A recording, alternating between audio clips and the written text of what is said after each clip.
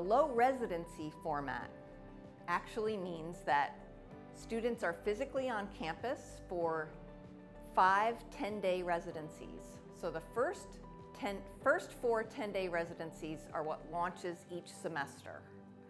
So students and faculty fly in from all over the country, wherever they live, and we're all on campus together for those 10 days. And during each of those 10 days, people are in creative writing workshop, they're taking craft classes, and elective sessions, and they're going to readings almost every night. We have a fabulous student reading, and we also have our graduating student reading, which are probably the most exciting events of the whole residency. By the end of the 10 days, each student is paired with a mentor with whom they work for the rest of the semester during their independent study period.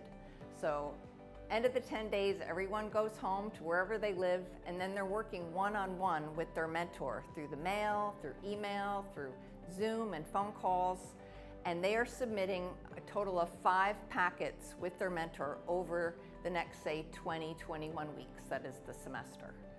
And then we all come back again for another residency. So you can start the program either in January, our winter residency that launches spring term, or you can start the program in July. That's our summer residency, and that launches our fall semester.